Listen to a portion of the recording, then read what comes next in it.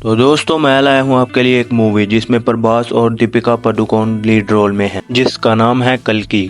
तो दोस्तों आप तो जानते ही हैं प्रभास के मूवी सीन्स कितने कमाल के होते हैं, तो जल्दी से इस वीडियो को लाइक कर दीजिए। तो चलिए मूवी शुरू करते हैं। कहानी की शुरुआत महाभारत के युद्ध से होती है, जहां महाभारत का युद्ध अभी अभी खत्म हुआ होता है और हर तरफ लाशें ही बिछी होती हैं, जिससे सवदामा को बहुत ही ज्यादा गुस्सा आता है। तभी वो अर्जुन के बेटे की पत्नी उत्तरा की तरफ ब्रह्मास्त्र चला देता है। उसके पेट में एक बच्चा पल रहा था और तभी वो मारा जाता है। यह सब देखकर कृष्ण भगवान सवदामा को श्राप दे देते हैं और उसके माथे की मणि निकाल लेते हैं और कहते हैं कि वो अब से मरेगा नहीं और उसे कीड़े ही खाएंगे। इस श्राप का अंत तभी होगा कि जब भगवान कलयुग में अपने 10वें अवतार का जन्म लेंगे और वो बहुत ही मुश्किल होगा। तुम्हें उसकी रक्षा करनी होगी। कल्कि का जन्म आसान नहीं होगा, इसीलिए तुम उसकी रक्षा करना। इसके बाद मूवी फ्यूचर में कल्कि के 2898 में शिफ्ट कर दी जाती है, जहां भारती के युद्ध को बीते 6000 साल हो गए थे। जहां फ्यूचर में लोग पानी के लिए तरस रहे होते हैं और लोगों पर बहुत ही ज्यादा जुल्म हो रहा होता है, यानी कि ये कलयुग का ही समय है। उसके बाद हमें पिरामिड जैसी चीज दिखाई जाती है जिसको कॉम्प्लेक्स कहते हैं। कॉम्प्लेक्स जमीन से बहुत ही ज्यादा अच्छे होते हैं क्योंकि वहाँ पर हर तरह की फैसिलिटी मौजूद होती है। कॉम्प्लेक्स में जैस्किन का राज है और उसकी वहाँ पर बहुत ही बड़ी सेना है। यहाँ आने के लिए 1 मिलियन यूनिट लगते हैं, तो जमीन पर मौजूद गरीब लोग तो इसके अंदर बिल्कुल नहीं जा सकते। इस दुनिया के अंदर सबसे ज्यादा बुरा हाल औरतों का होता है क्योंकि कॉम्प्लेक्स में राज करने वाला जैस्किन अपने आप को भगवान मानता है और ये उन औरतों को प्रेग्नेंट करता रहता है। असल में इसको एक ऐसी औरत चाहिए होती है जो इसके बच्चे को 120 दिनों तक अपने पेट में रख सके, लेकिन अभी तक इसको कोई ऐसी औरत नहीं मिली होती। इस प्रोसेस में काफी औरतें मारी जाती हैं। जो ऐसा नहीं कर पाती उसको आग में जलाकर मार दिया जाता है। मतलब कि जैस्किन बहुत ही बुरा है। जमीन में मौजूदा लोगों को इसके बारे में कुछ भी नहीं पता होता कि वहाँ इतना अत्याचार हो रहा है, इसीलिए वो अपने पॉइंट से यूनिट इकट्ठा करके कॉम्प्लेक्स में जाने की कोशिश करते हैं। उन्हें लगता है कि वहाँ पर जिंदगी बहुत ही अच्छी है। उसी के साथ हमें प्रभास यानी कि भैरवा दिखाया जाता है। भैरवा बाउंटी हंटर होता है जो बॉन्डीज का शिकार कर उन पर रखे पॉइंट कलेक्ट करता है ताकि वो भी कॉम्प्लेक्स के अंदर जा सके, और वो आज तक कोई भी लड़ाई हारा नहीं होता। इसके बाद हम भैरवा को एक लड़की जिसका नाम रॉक्सी है उसके साथ देखते हैं। जमीन पर मौजूद लोगों का एक ही सपना होता है कि वो कॉम्प्लेक्स में एक ना एक दिन जरूर जाएंगे। रॉक्सी कहती है कि मुझे 70 दिनों के लिए कॉम्प्लेक्स के अंदर जॉब मिल गई है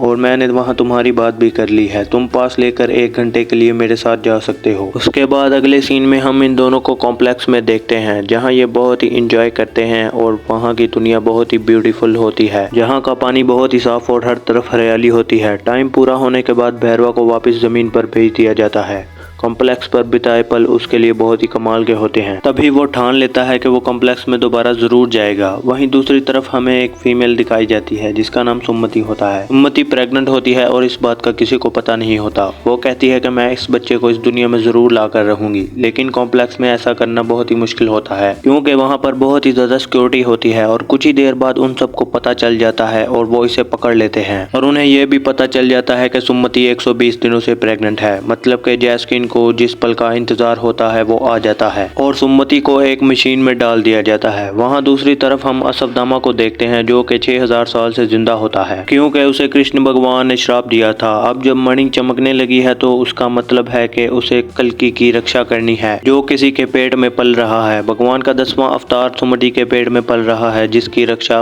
असफदामा को करनी है, तभी जाकर उसका श्राप खत्म होगा। वहीं दूसरी तरफ हम सुमति को देखते हैं। वो लोग इसके शरीर से शर्म निकालने वाले होते हैं। वहीं कुछ नेचुरल चीजें होने लगती हैं। तभी सुमति कॉम्प्लेक्स से भागकर जमीन पर चली जाती है। जब जैस्किन को इस बात का पता चलता है तो वो सुमति के ऊपर 1 मिलियन यूनिट का इनाम रख देता है कि जो भी उसे मेरे पास लाएगा उसे 1 मिलियन यूनिट का तोहफा दिया जाएगा। ये सुनकर सभी जमीन वाले सुमति को पकड़ने की कोशिश में लग जाते हैं क्योंकि उन्हें इससे 1 मिलियन यूनिट मिलेगा। 1 मिलियन मतलब के कॉम्प्लेक्स में जाने का रास्ता। वहीं कुछ ही देर में सुमति सुम्बाला नाम की जगह पे आ जाती है। सुम्बाला के लोग बहुत ही कमाल के और अच्छे होते हैं। वो लोग आज भी कल्कि और असफदामा पर यकीन रखते हैं। फिर अगले सीन में हम कॉम्प्लेक्स के लोग और जमीन के लोगों को देखते हैं जो कि सभी सुमति को पकड़ने सुम्बाला आ रहे थे। फिर अगले सीन में हम असफदामा को देखते हैं जहाँ के उसकी एंट्री होती है। असफदामा बहुत ही खतरनाक होता है और वो इन सबको मारने लगता है और उसकी हाइट 8 फीट होती है। भैरवा जो कि आज तक कोई भी फाइट नहीं हारा था वो इन सब में शामिल होता है। अब भैरवा और असफदामा की बहुत ही कमाल की फाइट होती है। असफदामा बहुत ही खतरनाक होते हैं, इसलिए वो बहुत ही आसानी से भैरवा से जीत जाते हैं। फाइट के बाद हम संबाला में सभी लोगों को देखते हैं जो कि ये जान जाते हैं कि सुमति के पेट में कल्कि यानी भगवान का 10वां अवतार पल रहा है। इसके बाद वो लोग सुमति को माँ की तरह पूजने लगते हैं। अश्वत्थामा भी हर वक्त उसके पास रहते हैं और उस पर पूरी नजर रखते हैं, क्योंकि भगवान कृष्ण ने कहा था कि कल्कि को मारने कुछ लोग आएंगे। और अश्वत्थामा भी सुमति को माँ कहकर पुकारते हैं। साथ ही अश्वत्थामा सुमति को अपनी लाठी के बारे में भी बताते हैं। वो कहते हैं कि ये लाठी मेरे प्रिय मित्र। वहीं दूसरी तरफ हमें कॉम्प्लेक्स का एक सीन दिखाया जाता है। बानी जो कि जैस्किन का सबसे करीबी होता है, वो कहता है कि कल से यहाँ कुछ सुपर नेचुरल चीजें हो रही हैं और साथ ही उन्हें वहाँ एक धनुष भी मिलता है। वो धनुष बहुत ही खतरनाक होता है, जो भी उसे टच करता है वो मर जाता है। यह सुनकर कमांडर एक फैसला लेता है और जमीन के सबसे खतरनाक लोगों से कहता है कि जो भी सुमति को पकड़कर मेरे पास लाएगा उसे 5 मिलियन यूनिट का इनाम दिया जाएगा। भैरवा कहता है कि सुमति की रक्षा एक आदमी कर रहा है जिसकी हाइट 8 फीट है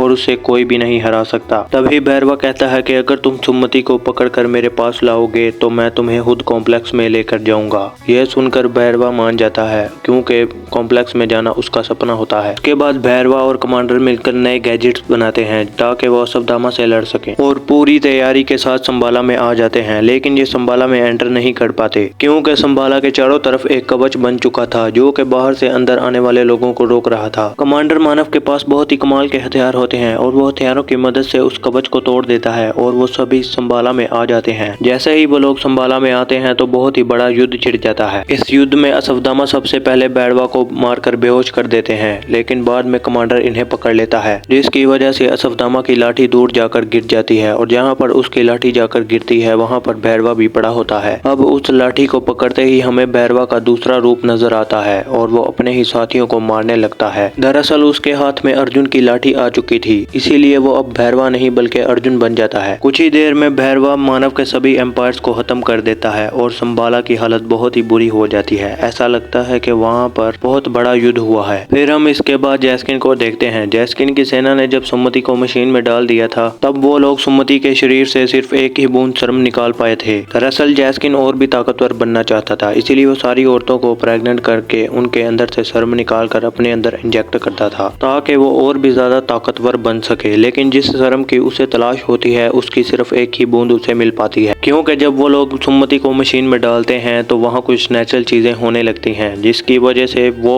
बस एक ही बूंद शर्म निकाल पाते हैं और सुमति वहाँ से भाग जाती है। और अब जैस्किन अपने अंदर वो एक बूंद ही इंजेक्ट कर लेता है, जिससे कि वो बहुत ही खतरनाक बन जाता है। एक बूंद शर्म की पावर इतनी ज्यादा होती है कि उसे इंजेक्ट करने के बाद जैस्किन वो धनुष भी उठा लेता है, जिसे हाथ लगाने पर सब मर जाते हैं, क्योंकि उसके पेट में कल्कि अवतार के शर्म की एक बूंद होती है। और अब वो खुद ही पूरी शर्म के लिए सुमति के पास जाने का फैसला करता है। इसी के साथ दोस्तों ये मूवी यहीं पर खत्म होती है। बाकी की कहानी इसके नेक्स्ट पार्ट में बताई जाएगी। तो दोस्तों मूवी कैसी लगी कमेंट में बताएं और चैनल को सब्सक्राइब जरूर करें।